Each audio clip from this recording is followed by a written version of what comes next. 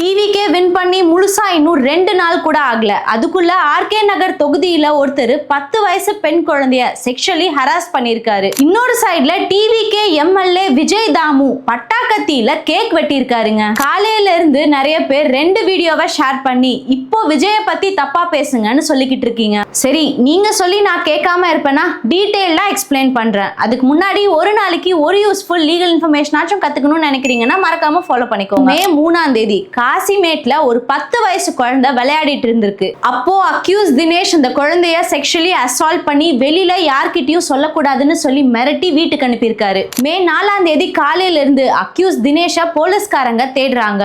ஆனா அக்யூஸ் தினேஷோ டிவிக்கே கவுண்டிங் சென்டர்ல போய் இருந்துடுறாருங்க. அதனால மே 4ஆம் தேதி சாயங்காலம் அவரை அரெஸ்ட் பண்றாங்க. இந்த இன்சிடென்ட்ல பாத்தீங்கன்னா அக்யூஸ் மேல பாக்ஸோ கேஸ் ஃபைல் பண்ணிருக்காங்க. அசால்ட்டோட சிவியாரிட்டி பொறுத்து 5 வருஷத்துல இருந்து லைஃப் டைம் இம்ப்ரிசன்மெண்ட் வர கிடைக்குங்க.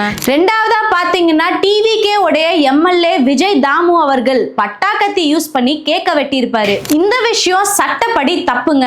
இது public nuisance and endangering lives of பீப்புள்ஸ்குள்ள ஒரு அஃபென்ஸுங்க. இதுக்கு பாத்தீங்கன்னா ஃபைன் இம்போஸ் பண்ணுவாங்க. ஆனா அந்த பட்டாக்கத்தியோட சொந்தக்காரருக்கு ஆர்ம்ஸ் ஆக்ட் கீழ கேஸ் ஃபைல் ஆவறதுக்கு வாய்ப்பு இருக்குங்க, அவர்கிட்ட லைசன்ஸ் இல்லைன்னா. அண்ட் நிஜமாலுமே டிவிக்கே ஆட்சிக்கு வந்தது எனக்கு பெரிய மாற்றமா தாங்க தெரியுது. யாருக்கு என்ன ஆனா என்னன்னு சுத்திட்டு இருந்தவங்க எல்லாம் இன்னைக்கு கேள்வி கேட்கறாங்க. ஏன்னா இதுக்கு முன்னாடி கூட நிறைய கொலை கற்பழிப்புன்னு நிறைய விஷயத்தை பத்தி நானே பேசியிருக்கேங்க. சில விஷயங்கள்ல நியூஸ் சேனல்ஸ் கூட கவர் பண்ணாம விட்டுருவாங்க. இன்னைக்கு டிவிக்கே ஆட்சி அமைக்க போகுதுங்கிற ஒரே காரணத்துக்காக கூட நிறைய பேர் குவெஸ்சன் பண்றாங்க. எனக்கு அந்த காரணம் என்னவா இருந்தாலும் சரிங்க, நீங்க குவெஸ்சன் பண்றீங்க, அதுதான் முக்கியம். இந்த குவெஸ்சன் எல்லாத்தையும் நம்ம முன்னாடி இருந்த ஆட்கள் கிட்டயே கேட்டிருந்தா நிஜமாலுமே சட்ட ஒழுங்கு நல்லா இருந்திருக்குமோ என்னவோ. பட்டாக்கத்தி வச்சு கேக் வெட்டுறது நிஜமாலுமே பெரிய அஃபென்ஸ் தாங்க.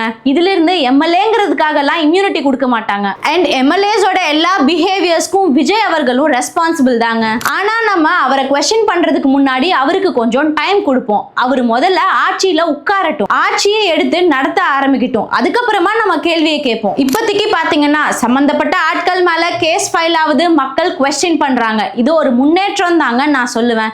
இது பத்தி உங்களோட ஒப்பீனியன் என்னன்னு சொல்லி மறக்காம கமெண்ட்ஸ்ல சொல்லுங்க.